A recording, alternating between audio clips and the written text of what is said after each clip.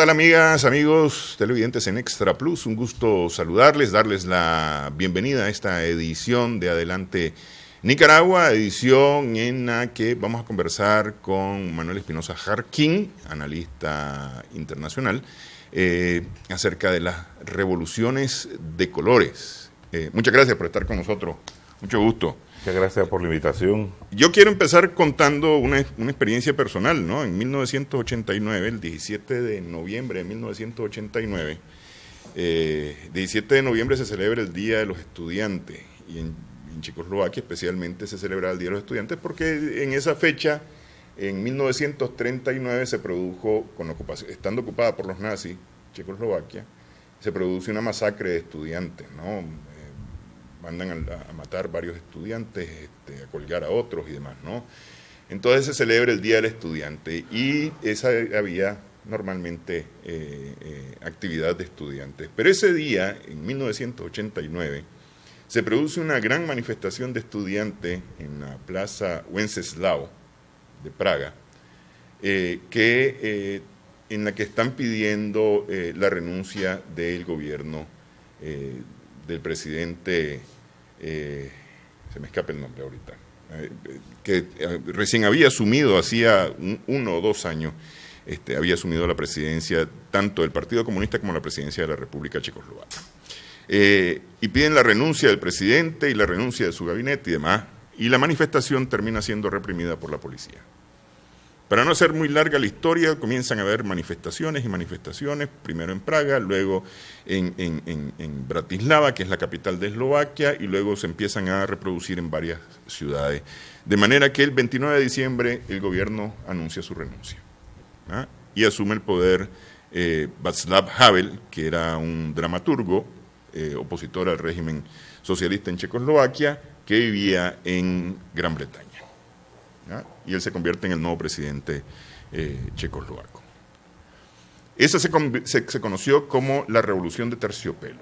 En eslovaco, la Niečna Revolucia.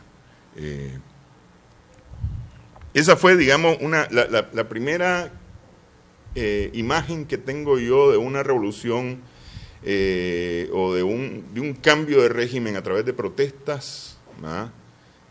Sin que hubiera armas de por medio. Yo no recuerdo, no estoy seguro si hubo muertos o no hubo muertos, me parece que no, que lo que hubo fueron golpeados, detenidos y demás, pero hasta ahí. Más tarde, eso, bueno, eso se vino reproduciendo por todos los países socialistas, ¿no? Hasta la caída del muro de Berlín, incluso todas las condiciones que produjeron la caída del régimen en Unión Soviética y su desintegración.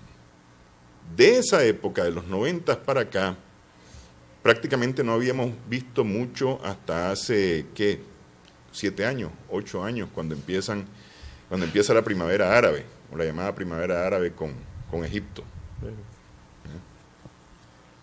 Que son manifestaciones, es decir, manifestaciones en Egipto con muertos, detenidos y demás, ¿no? Hasta que Hosni Mubarak pierde el poder en el Cairo. Claro. Sí. Niečna Revolucia, Niečna en checo significa suave, ¿no? La suave, sí. Se le llamaron terciopelo, pero sí. Niečna, porque es como en ruso, Niečna es algo suave, algo. Sí.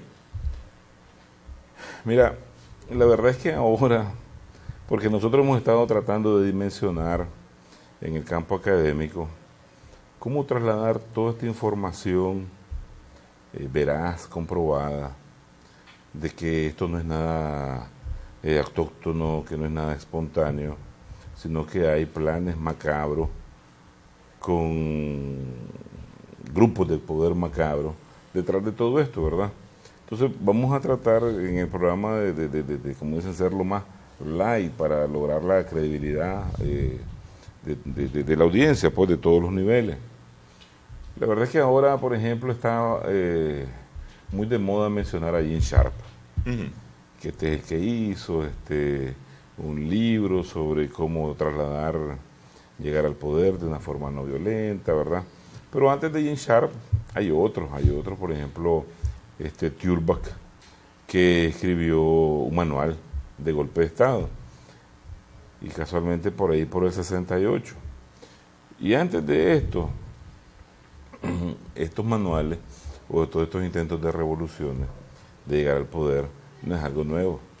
Simplemente Sharp viene a crear un nuevo sistema, ¿verdad?, donde lo no violento de otros episodios de golpes de Estado montados por ellos han sido implementados, han tenido mucho éxito y simplemente lo retoma. Entonces ahora pues el que está de moda es Sharp.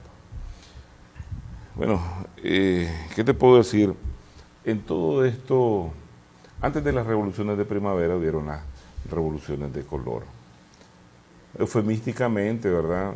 Se le busca un nombre que sea atractivo, que la gente lo pueda abrazar, que la gente humilde, vamos a decir inocente, lo ingenuo, puedan abrazar ese concepto de que es algo suave, que no es algo violento, a pesar de que los resultados en cada uno de los países es completamente destructivo.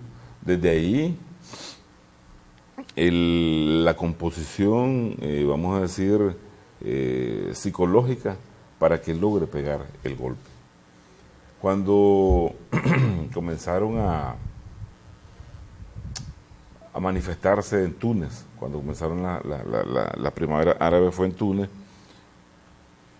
vos mirás que la causa, te dicen que fue porque un hombre que vendía verdura, un verdulero, ante la imposibilidad de pagarle a su hija las clases, los estudios, se prendió fuego.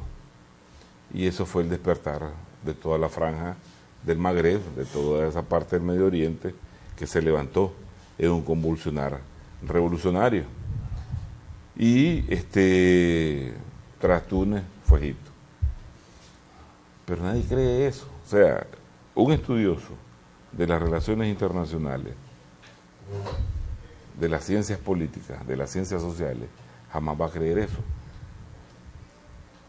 Porque aquí en América Latina, en Centroamérica, a diario pasan horrores, ¿verdad? Y no pasa nada. México, por ejemplo, sí. Es un ejemplo sí. de la barbarie. México es un estado fallido. En México diario matan a 30. Y no pasa nada. Pero ahí me parece que uno de los grandes problemas, tocando el caso de México, sí, es que la violencia está silenciada, está opacada totalmente por otras cosas. Porque, por ejemplo, ahora que terminaron las elecciones, alguien decía el proceso electoral más pacífico que ha habido en México. Y cuántos candidatos mataron, sí, y sin hablar de los activistas de los partidos. Ya le montaron el primer atentado a López Obrador. Andrés Manuel, sí. Sí. Entonces, pero no pasa nada. No hay revolución de color. En Guatemala, otra gran tragedia. En Honduras, otra gran tragedia. En El Salvador, otra gran tragedia de diario a diario. Y no pasa nada. Aunque claro, a ellos ya les han montado sus revoluciones de color y ni cuenta se dan, ¿verdad? ¿Por qué? Porque, ¿cómo te das cuenta? Cuando vos estudias esto a profundidad, nosotros lo hemos hecho a profundidad, créelo, entendés cuál es la metodología, cuál es la tecnología y cuál es el formato de desestabilización.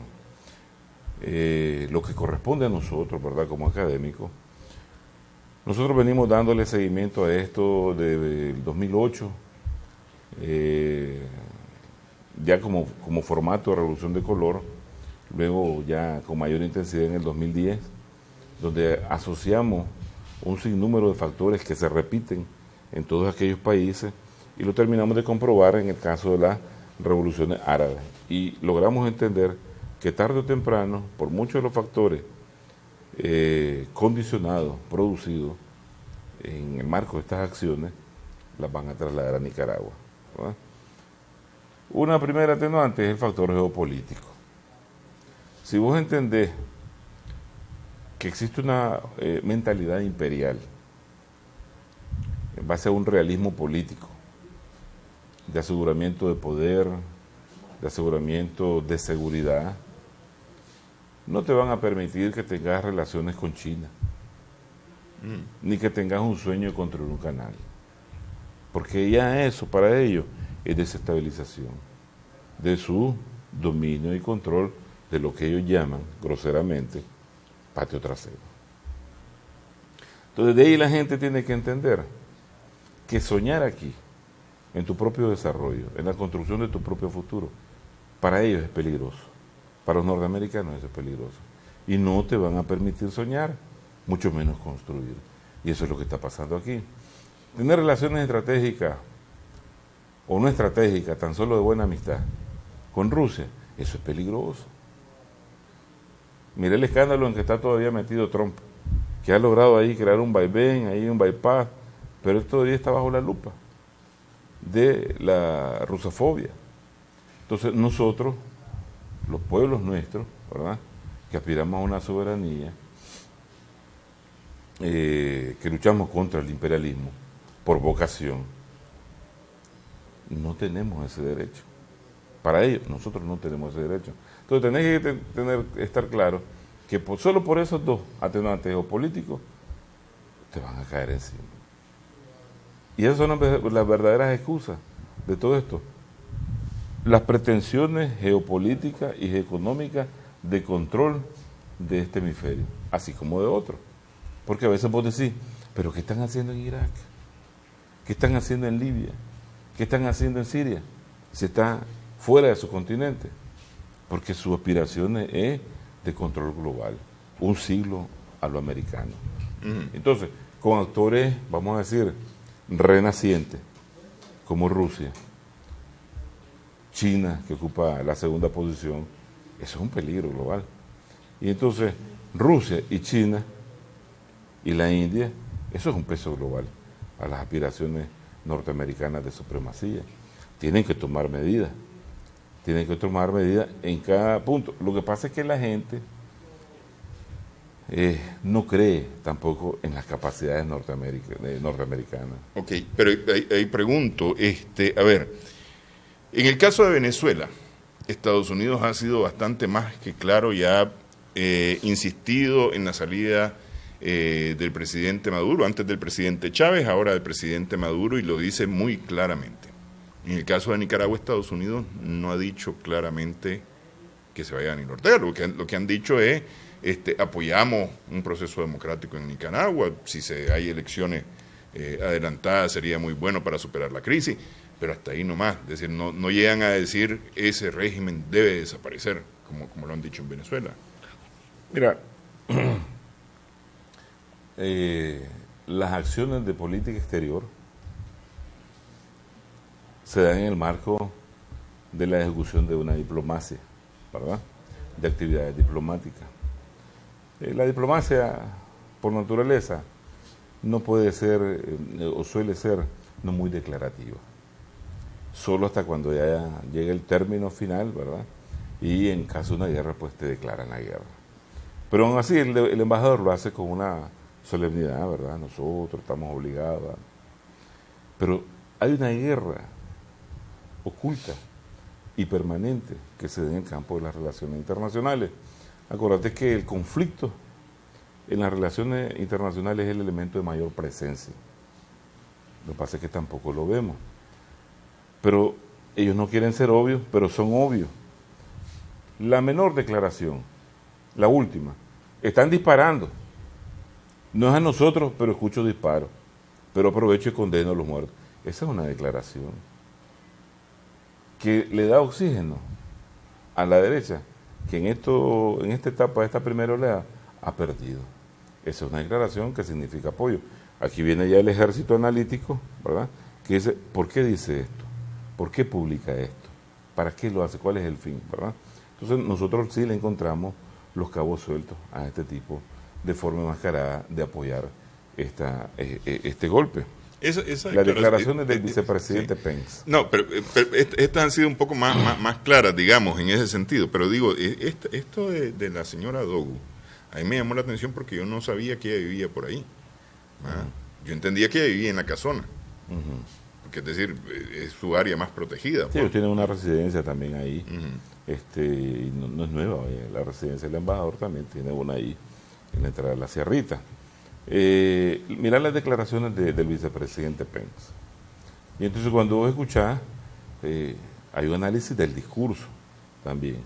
Y entonces, porque yo le digo al gobierno de Daniel Ortega que tiene que cesar esto ya, y digo ya. una prepotencia global, Sí, sí. pero también asegurando, y ellos que tienen un servicio de información, que están bien informados, están pecando sobre una falsedad construida. Entonces, ¿cuándo pecas vos? Cuando vos sos parte de esa falsedad. Pero también yo me atrevo a asegurarte, mira, ellos con nosotros tienen zapatos de vidrio, no solo con Sandino, sino en los 80. Nosotros lo logramos llevar a un banquillo internacional y salieron culpados, ¿verdad? No quiero ni hablar del monto de la deuda ni nada de eso, pero salieron culpados. No sé si les gustaría de nuevo salir jurídicamente sancionados internacionalmente como nosotros lo logramos. Entonces, pero también estas son actividades secretas, son actividades encubiertas que se trasladan al campo cubierto de la diplomacia para cubrir lo que antes ellos hacían de manera encubierta. Y yo te digo algo, mira, a partir de que la CIA se funda en el 47, estas agencias trabajan con el reclutamiento de la disidencia dentro de un Estado para lograr la promoción de sus intereses. Si vos querés, académicamente o técnicamente, según cómo trabaje un organismo de esto, un órgano, es normal. Porque vos necesitas la información. La Convención de Viena, de Ginebra, del 61 sobre relaciones internacionales, te dice que la tarea principal del diplomático acreditado en el exterior es informar sobre los sucesos de mayor relevancia a su país de procedencia. Pero se entiende que es una información que se traslada de los medios escritos, televisión de ese país, ¿verdad? Y no haces alguna actividad clandestina como comprar información, que eso es ya la tarea de los órganos de inteligencia, de la agencia de inteligencia. Pero hasta ahí la recolección de información para elaborar un análisis y entender qué ocurre en X o Y país o región es algo normal. Ok, pero esa recolección de análisis, por ejemplo, para el caso de Nicaragua, a Estados Unidos le dio indicios que habían ciertas condiciones subjetivas y objetivas que podían permitir un grado de éxito para lanzarse contra el gobierno, claro, de una u otra forma, ¿no? Claro. Hagamos una pausa y toquemos un poco eso. Claro. Al regresar en Adelante Nicaragua, estamos conversando con Manuel Espinosa Jarquín, analista internacional.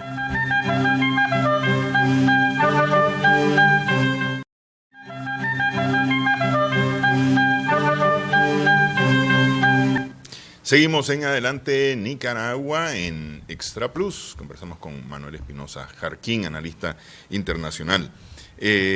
Los sistemas de información, para el caso de los Estados Unidos, de una u otra forma lograron recolectar información suficiente que le permitiera decidir o considerar que habían condiciones en Nicaragua que podrían dar algún nivel de éxito a pretensiones dentro del país.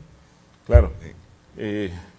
Bueno, la primera etapa es la recolección de información, pero a la par de eso vos vas estructurando un plan, una operación, y este plan o operación tiene componentes que van a ser utilizados y conducidos para realizar este plan. Ya no tiene nada que ver con la información que recolectaste, que es una acción lícita. Ahora vamos con lo ilícito de conducir una operación secreta. ¿Cómo lo hace? Vuelvo para atrás. Antes, estos sistemas de información, cuando construían a la disidencia, ¿verdad?, a través del financiamiento y el reclutamiento, pues toda la sociedad era objeto de la penetración, medios, vamos a decir, de información masiva dentro de la sociedad, reclutamiento en la policía, en la parte política, diputados, jefes de partidos políticos, a los militares, ¿verdad?, que se puedan unir o ser utilizados en un golpe. Cada quien tiene cierto grado de importancia y de actividad a la hora de la operación, o llamémosle el golpe. En este caso, vos has visto cómo se ha venido, antes eso se hacía de manera clandestina, pero después de que ellos en los 70 fueron develados, sobre todo la CIA, en audiencias del Congreso, por este senador Frank Church, donde se mencionó operaciones de desestabilización, acordate el Shah en Irán, Arbenz en Guatemala, a los cubanos, inclusive con una operación de invasión, ¿verdad? De mercenarios, América Chile. Latina, el Plan Cóndor, asesinato de la izquierda, Chile, la instalación del régimen de Pinochet, el asesinato de Salvador Allende, en fin, hasta su canciller lo fueron a matar en Washington y ellos son copartícipes en actividades terroristas dentro de del suelo norteamericano. Entonces, como vos no podés pretender o dejar de pretender la dominación global, por ende no podés deslindarte de aquellos instrumentos que te facilitan ese dominio en X o Y país, en X o Y región o a nivel global. Las capacidades de los norteamericanos son globales, eso hay que entender, la gente tiene que entender. Porque es que yo recuerdo que en las redes, cuando colocábamos algún artículo de advertencia o comparativo que esto podía venir, muchos colegas, que lógico, tal vez no están en lo académico analítico permanente, te decían, no hombre, no estés inventando cosas, los norteamericanos están metidos con Rusia, o están metidos con Siria o con Libia en su momento, ¿verdad? Nosotros no le quitamos el sueño a los norteamericanos, tranquilo, hay que dejar la paranoia. Otros, los más amigos y con bastante humor, decían, anda a buscar trabajo, ¿verdad? O sea, no estés lucubrando cosas que no existen. Sí, no, yo recuerdo que con el presidente Trump, o con la toma de posición del presidente Trump, una de las cosas que se dijo es, no ha nombrado a nadie que atienda directamente esta región del planeta. Entonces, no somos de interés en este momento de los Estados Unidos. Pero la gente piensa de una manera que son los hombres los que llegan, por ejemplo, en ese país y toman la decisión. O como que es el pueblo el que escoge al presidente, ¿verdad? En caso de los norteamericanos, como que sí es el pueblo el que realmente escoge al presidente y no es el establishment, la élite de poder. Y lo ponen a él como títere para que cumpla lo que tiene que cumplirle. Sí. A ellos, al complejo industrial, a los monopolios financieros. Igual piensan que un hombre, al asumir una posición ejecutiva, va a mandar ahí. Ahí hay planes. Y hay planes no creados de ayer para hoy. Ahí hay planes de aquí a 10 años. Tampoco la gente te lo cree, ¿verdad? Y hay un caso muy interesante, y lo escribe ahí uno de los jefes de terrorismo del Consejo de Seguridad Nacional, Richard Clarke, en su libro. Se da el caso de las Torres Gemelas, ¿verdad? Y entonces rápidamente pues convocan a una reunión para ver qué van a hacer. Y cuando aparece el hombre de la silla, ya lleva un plan para Afganistán. De la noche a la mañana, eso no sucede. Planificar es cosa de mucho tiempo para lograrlo. Y sobre todo cuando ellos manejan conceptos de planificación estratégica, o sea, planear para el futuro. Aquí es donde uno tiene que meterse en un sinnúmero de documentos, como son, por ejemplo, todo lo que elabora el Consejo Nacional de Inteligencia, nosotros le decimos NIC, por su abreviatura en inglés, que son documentos que van a pronóstico de lo que puede ocurrir de 5 a tantos años. Vos lo llevas, por ejemplo, de 10 al 15, del 15 al 20, del 20 al 25, del 25 al 30. Ellos están en el 30. Cuando llegó el año pasado Trump, hicieron un nuevo documento y le dijeron, así está el mundo, así puede estar de aquí a 5 años.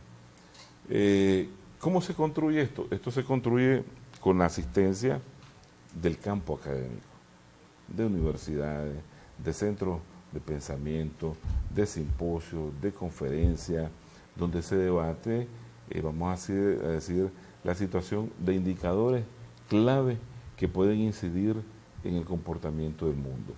Puede ser uno, el cambio climático, puede ser otro, el índice demográfico o el problema de la demografía que existe en el mundo.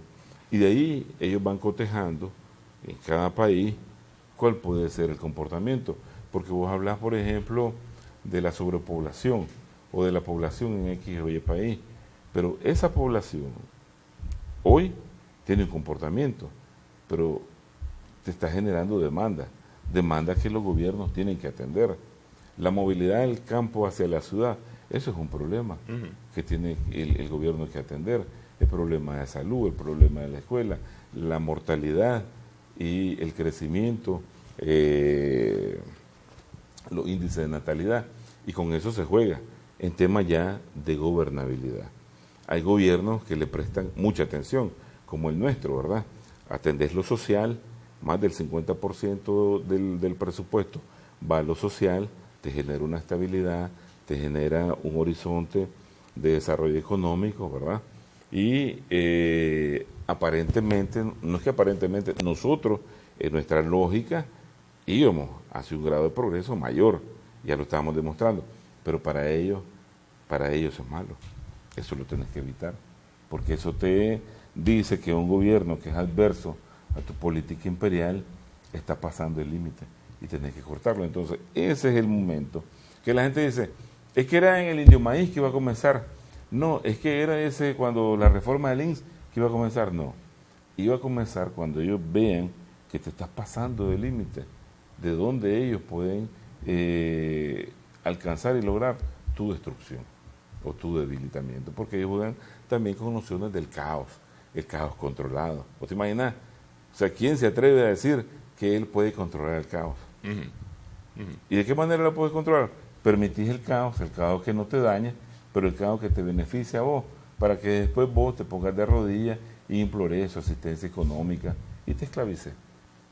Nosotros habíamos logrado decirle goodbye al Fondo Monetario Internacional, el reconocer nuestro progreso, pero con esto, otras naciones, ¿verdad?, que tienen otro tipo de liderazgo como nosotros, lo primero que van a hacer es correr a pedirle qué es lo que quieren ellos, poner a este montón de, vamos a decir, economías emergentes. No, individuos que piensan y actúan en función de sus intereses a la cabeza del gobierno para llamarlo y decirle, socórranos, ayúdanos en la reconstrucción.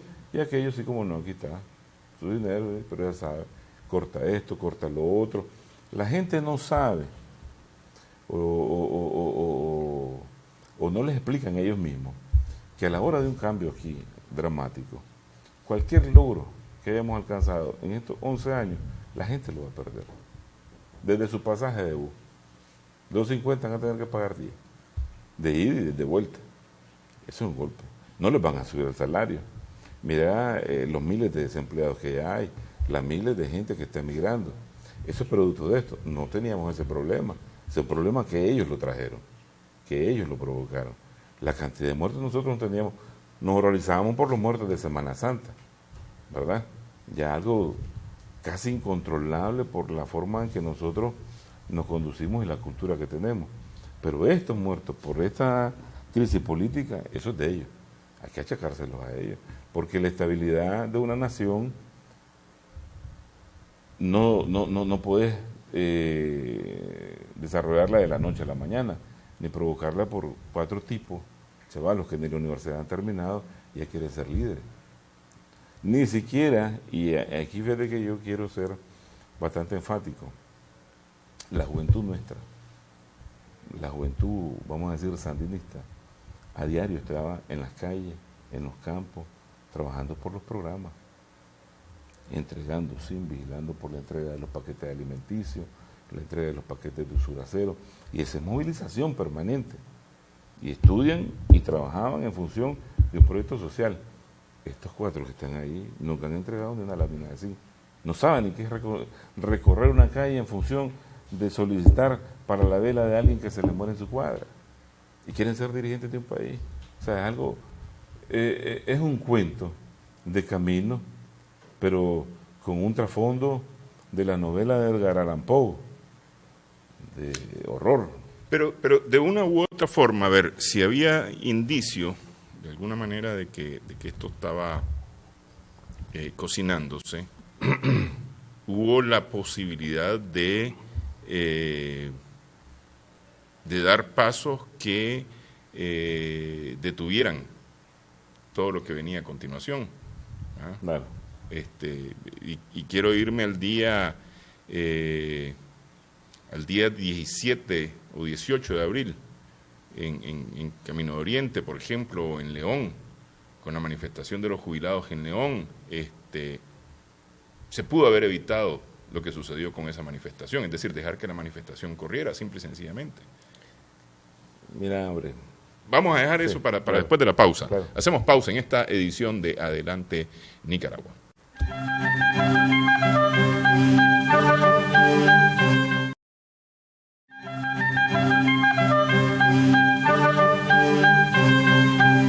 Estamos en Adelante Nicaragua, conversamos con Manuel Espinosa Jarquín, analista internacional. Si habían condiciones o si habían indicios que algo podía suceder en Nicaragua, porque se habían venido estudiando estos indicios, no había posibilidad de detener lo que seguía. Este tipo de acciones, de golpe suave, es imposible evitar que exploten. Sí es posible contenerla, ¿verdad? Y tratar de que no lleguen a su fin macabro. ¿Por qué es un imposible? Porque ellas tratan con el descontento social. Primero, solo el que no hace nada no se equivoca, ¿verdad? Pero nosotros tenemos excelentes notas en lo que nosotros estamos haciendo en materia de macro y microeconomía, en materia de los programas sociales. Quien trabaja a diario en su plan, lo va a lograr. Si el plan es macabro, va a lograr un plan macabro. Nosotros estamos en otro modelo, ¿verdad?, de integración de la sociedad, un modelo tripartito. Estamos en otro modelo que tal vez estaba rompiendo barreras por la forma en que se estaba trasladando, y era sobre un nuevo pensar común, comunitario, en familia, tratar de vivir bonito, de vivir mejor, con valores cristianos. Aquellos no, aquellos te están montando producto del financiamiento que reciben todas esas ONG,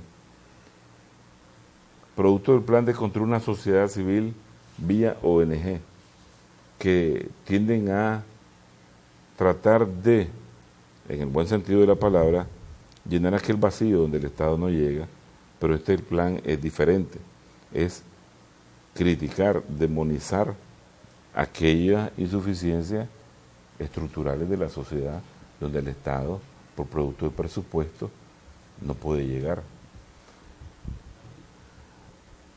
Esta gente viene montando, reclutando a los estudiantes en un formato de capacitación. Ahora las redes te explican que son más de 2.000 estudiantes los que han pasado sus cursos sobre temas de gobernabilidad, de transparencia, de corrupción, transformándolos a ellos como agentes del cambio, para cambiar al Estado, al gobierno, en el momento en que ellos lo estimen conveniente. O sea, ¿vos sabés lo que es preparar para este país 2.000 técnicos? Electricistas, fontaneros, albañiles, carpinteros. Eso es de gran utilidad para ellos. Pero crear un grupo de 2.000 y pico de gente para criticar, y ese es otro fin. Y ahí los tenés en formato. Te digo esto porque nosotros, yo he sido catedrático universitario, coordinador de carrera, decano en varias universidades sobre relaciones internacionales o ciencias sociales, y yo los he visto partir, yo los he visto participar, y con muchos de ellos nosotros hasta hoy día tenemos tremenda comunicación, y nos cuentan el tema que reciben, el programa que reciben, quiénes son sus profesores, ¿verdad? ¿Qué inclinación tienen sus profesores? Estos son cursos extracurriculares. Sí, claro. Pero se dan en las mismas universidades. No. Algunas son promovidas por las mismas universidades, como UCA, American College, en su momento la UAM, pero son cursos aparte que te lo llevan fuera del país o dentro del mismo territorio nacional. Muchos, por ejemplo, de la UAN se prepararon en Selva Negra, ¿verdad?, sobre estos temas. Y te enseñan, por ejemplo, periodismo, te enseñan ciberactivismo, trabaja con las redes. Entonces, claro, hay muchas señales porque yo te decía, la metodología y la tecnología de todas estas revoluciones son únicas. Primero, te utilizan un formato estudiantil. Los estudiantes son los principales promotores del cambio. ¿Por qué? Porque son jóvenes y no le podés aludir ningún problema político anterior, ¿verdad? No tienen cola. Y por eso, mira, ¿de dónde salieron estos? Tipo, este gritón, ¿dónde salió? Este llorón, ¿de dónde salió? ¿Verdad? No podés más que eso criticarle. Sus jefes están tras bastidores y los que financian están tras bastidores. Por eso es que es difícil preguntarle a un analista, al más fuerte que vos traes aquí, que son muy buenos, deme la pirámide de la cúpula golpista. ¿Cuál es la estructura golpista? Por lo menos la cabeza de Dragón. Ya no nos vayamos a los departamentos. No te lo va a dar. Porque es una operación clandestina. Y con una movilidad paramilitar enorme. Con planes de generar grupos de estudiantes armados. Grupos de campesinos armados. Grupos del crimen común y los que traigan de afuera, sicarios, armados, para dar la batalla, como la dieron en Libia, como la dieron en Siria, que son ya guerras de otro tipo, no como el que nosotros conocimos, el proceso de generación de la contra, ibas viendo la cantidad que se va agrupando, las formaciones militares, cómo llegaron a estructurarse, en grupos, en fuerzas de tarea, en comandos regionales. Este es otro tipo de guerra, que tiene que tener un accionar rápido, y de repente vos mirás, que en las redes te lo publican, el traer campesinos, ¿verdad?, agruparlo y que una gran marcha, tirárselo a la secretaría y tomar en golpe de asalto, como sea, de manera masiva, y derrocar al gobierno. Ni en sueños lo tenía en la contra. Su penetración profunda en el 83 primero todavía la magnifican, pero llegaron allá, donde aquel perdió la cola. Esto es aquí, en la ciudad, a cuarta de las instituciones públicas que la pueden llegar, tomar, destruir, saquear, y la principal. Esto es urbano. Esto es urbano. Porque es decir, con ayuda de componentes, como te digo, del formato campesino y otros extractos de la sociedad. Otro componente clásico, fuera del estudiante, es el uso de las redes sociales. Pero esto no es ahora que yo me puse a chatear y convoco y todos me siguen. No. Productos de estos cursos los organizan para crear redes. Entonces vos mirás, por ejemplo, entrar a la misma página de la net y vos mirás la red que tienen en todo el país, de todos aquellos que han pasado el curso. Y estos tienen la obligación de atraer más jóvenes, o si en el formato comarcal, amigos, familiares, a tu forma de pensar, a tu accionar. Eso es reclutamiento, ¿verdad? Ese reclutamiento para ese día de. Pero además de eso te contratan call center, de esos que te están llamando y se va a pagar hoy, igualito, en esto funciona. Alguien dijo algo, por muy estupidez que haya sido, tú dices que interesante, sí, muy bueno, eso se debe apoyar, esa idea es correcta, vamos a hacer esto, vamos a hacerlo, y ese es el call center. Te generan temas tras temas, que va a calar en la sociedad. Y va a decir, es cierto, ya es demasiado, esto no puede continuar, qué barbaridad, ¿por qué? Vamos a luchar. Y la gente crea una expectativa que cuando el golpe revienta, todo el mundo ya asociado con el tema va a apoyarlo. Y sale. Pero en el caso de Nicaragua, te quieren vender también el tercer formato, las marchas masivas. O sea, marchas de miles, espontáneos, que hasta hoy, por decir algo, tienden a rechazar algo. No es cierto. Es una gran masa de perdedores electorales. Vos, Humberto, yo, conocemos quiénes son los que están al otro lado. O sea, que esa gente, además de que no ha votado por el partido de gobierno, por el frente, han perdido en sus elecciones, pero no quieren asumir que no han tenido un liderazgo como el que ha tenido el frente, no quieren asumir que tiene un grado de desorganización enorme histórica, que esta gente marcha un día y descansan 7, 6 de la semana, marchan un mes y descansan 11 meses, porque no tenían, ¿cómo te diría yo?, ni los elementos ni los recursos para organizarse como hoy lo tienen. Entonces tenés 3 formatos ya. El formato estudiantil en todos los países donde se ha dado este golpe, te sacan estos muchachos. En Libia, ¿cómo comenzó? En Siria, ¿cómo comenzó? ¿Me entiendes? La excusa del verdulero que te dio que se prendió fuego fue porque no podía pagarle a sus estudiantes la universidad. Luego el uso de las tecnologías. Te crean redes, ¿verdad? Temas. Si vos le decís, podés asociar el caso del adiós que le dio el CPF a la niña, que era de la UCA y que se volvió viral, y quien lo volvió viral es un muchacho que de los que anda con ellos y hasta viajó a los Estados Unidos con ellos, pues son especialistas en hacer viral algo.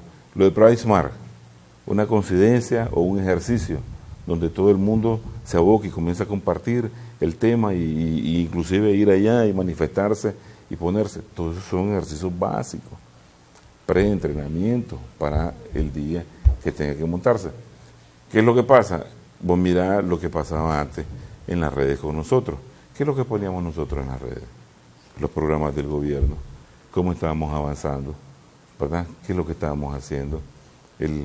Promocionando la política del gobierno, no defendiendo durante un golpe que no existía.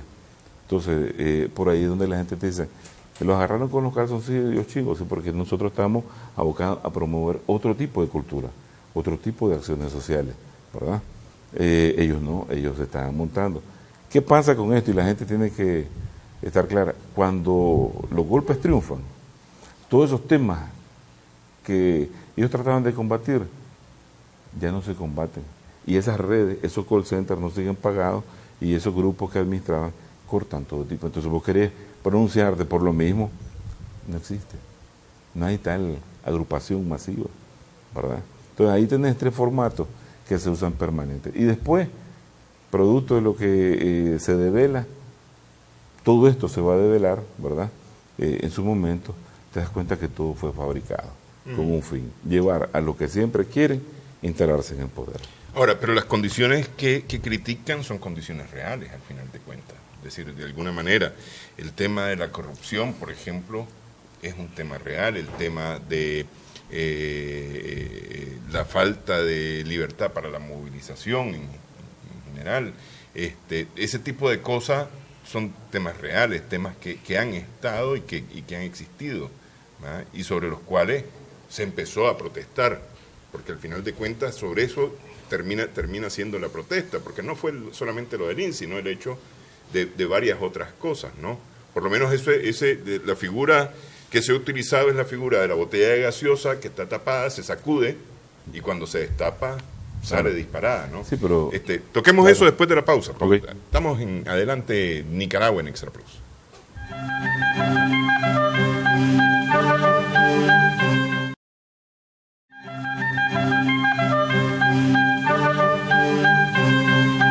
Estamos en Adelante Nicaragua en Extra Plus. Conversamos con Manuel Espinosa Jarquín. ¿Habían condiciones de alguna manera o habían cosas reales sobre las cuales se empezó la protesta? ¿Ah? No solamente lo del INS, digamos, fue lo último, pues, pero habían muchas otras cosas sobre las que se reclamaba. Mira, hombre, en toda sociedad existen problemas estructurales.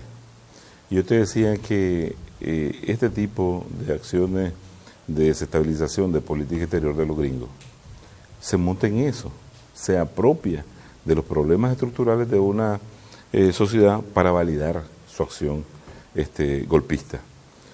Por eso vos mirás de repente que primero fue el Indio Maíz, estaban buscando una excusa, ¿verdad?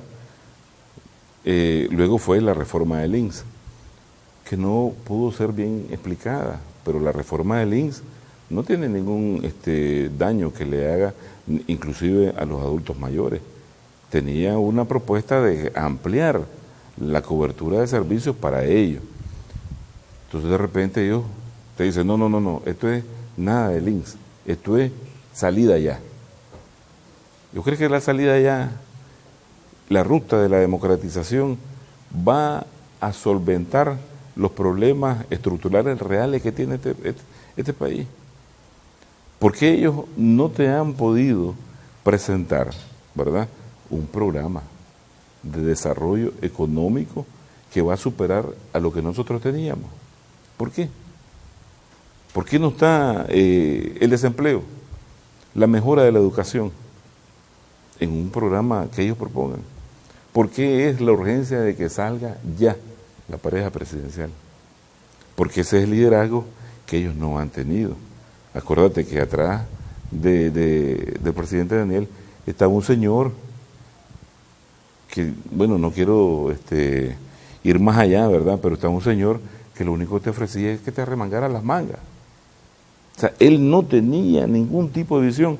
Estuviera ahí 50 años ese señor, que Dios le hubiera ayudado a vivir 50 años, no te iba a ofrecer nada más que te arremangué las mangas. ¿Vos crees que él pensaba en poder salir de los tentáculos del Fondo Monetario Internacional? Nada. Y antes de él, ¿verdad?, alguien que hasta se hizo un helipuerto en su casa. Increíble. Y la señora que estuvo antes de él, su gobierno corrupto en un mes demostró lo que iba a hacer y privatizó todo. Los ingleses decían, señores, nosotros llevamos 100 años luchando con los ingleses, luchando contra la privatización, y ustedes están privatizando este lado y la luz. No hagan eso. Entonces, a ellos les molesta un tipo de liderazgo de que te está llevando por otros caminos de desarrollo. Y es lo único, vos descabezás a un ejército, es una tremenda, un tremendo éxito el que tenés. Propuestas yo no he visto, más que una ruta de democratización, una urgencia porque salga mañana. Ahora, si no pudiste sacarlo, que salga cuando la OEA dice, pero de una forma abrupta, inconstitucional. Entonces, ¿cuáles son las causas naturales o estructurales que ellos van a cambiar en la nación? Las principales no creo que estén en sus planes porque no lo han demostrado. Y inclusive si vos revisás todos los que los medios dicen, lo principal es que salga ya, después resolvemos todo. Lo otro, parece que nunca escuchó a Bill Clinton, que dijo, is the economy stupid. Que estúpido es la economía primero. Pase lo que pase, asumimos las consecuencias económicas, que salga ya y después resolvemos. No es cierto. Es como aquella gran mentira de que en 100 días, ¿te acordás de los famosos Córdoba Oro? En 100 días solucionamos la situación económica de 10 años de guerra. No, o sea, trabajan con unas mentiras que al final no las van a poder ellos, ¿cómo te digo?, resolver. ¿Qué país no tiene problemas estructurales? ¿Cuánto es la pobreza en los Estados Unidos? ¿Cuántos millones de desempleo no hay ahí? La no asistencia de la salud. Mira, un país que agarra a los niños emigrantes, en jaula, los viste como prisioneros, a diario te matan 5 o 10 afrodescendientes y no pasa nada. Y esos valores de libertad y democracia se la trasladan a ellos para que las tomen como bandera y renuncies al camino de desarrollo, y por eso que nosotros teníamos, y nos metemos en unos vórtices macabros de terror que solo nos llevan a la edad de piedra. ¿Ya? Entonces, aquí hay que tener, como dicen, mucho entendimiento y claridad para las cosas que vas a propiciar. Yo he hablado hasta la saciedad con amigos que piensan diferente y igual te mencionan las causas, ¿verdad? Pero no proponen nada.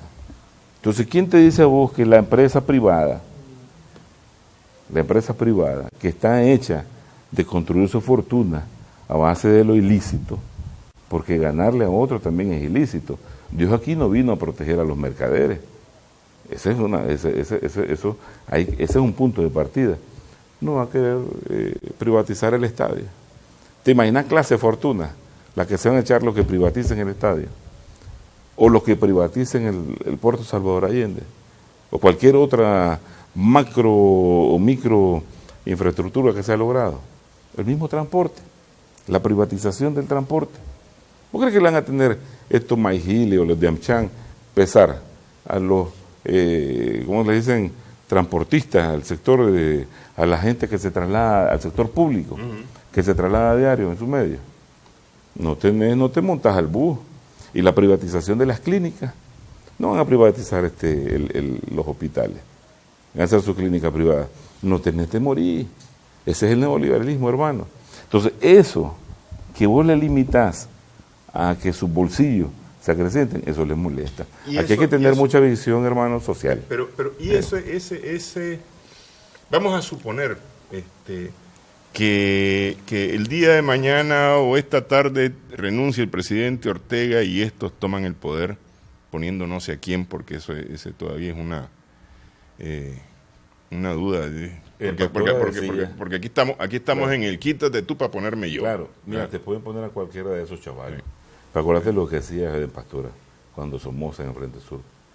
Si vos pones a un burro a gobernar, y ese va a ser el que va a gobernar para los gringos, ese va a ser el que va a gobernar. Sí, no, correcto, pero a lo que voy es a lo siguiente, y se producen todas estas condiciones de las que estamos hablando, la privatización, el cobro de los servicios que hasta hoy han sido públicos y gratuitos y demás. No va a servir este mismo entramado, esta misma red que se ha creado para como una sopa o como una respuesta a ese mismo. Lo que pasa es que te fuiste para ejemplificar rápido, el hombre se fue, ¿verdad? Sí. Primero, se va a permitir. No, vamos a suponer, yo lo que digo es esto que se ha creado. No funciona de la misma forma. Sí, primero aquí hay un partido. Hay un partido, hay una militancia, hay una claridad en lo que se está haciendo en función del mismo país, ¿verdad?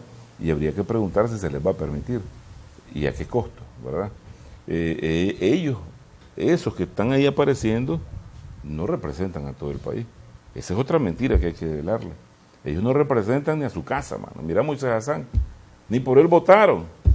Su familia ni por él votó, y está ahí el pueblo. Entonces, hay que desmontarle todo ese tipo de teatro. Segundo, los planes macabros de control hegemónico regional, eso, mantenerte a vos en el caos. Te decía, en el caos controlado, que no les daña a ellos, ¿verdad? Y que vos te vivas en el infierno y como podás sobrevivir. Que una cosa vaya a generar otra, y es importante el punto que vos acabas de tocar. A mí me dijo un general, el ruso que asesoraba aquí en el gobierno cuando comenzó lo de Libia, me dice, yo no he estado en Libia, pero mis colegas me dicen que ese es un gran hombre, ha construido esa nación un paraíso, pero me da a pesar él cómo va a terminar, ni siquiera lo habían asesinado. Yo te digo, cuando recuerdo las palabras que me dijo, me deja escalofrío y te voy a dar otro pronóstico, porque como a mí me gusta el pronóstico, me dice, te voy a dar otro pronóstico. En ese país nunca va a haber paz, nunca. Mira el infierno en que viven, es increíble, una prosperidad inimaginable. Entonces, ese infierno que nos toca vivir, a ellos no les interesa. Yo creo que están más interesados en que nosotros vivamos ese infierno. Lo que les molestaba era el grado de desarrollo y prosperidad y luz clara que teníamos nosotros. Bueno, quiero agradecer, desafortunadamente el tiempo nos vuela, quiero agradecer, muchas gracias por haber estado con nosotros. Vamos a ver cuando seguimos conversando sobre estos temas. Gracias a nuestras amigas, amigos televidentes también por su sintonía en esta edición de Adelante Nicaragua. Esperamos que el programa haya sido de provecho para usted.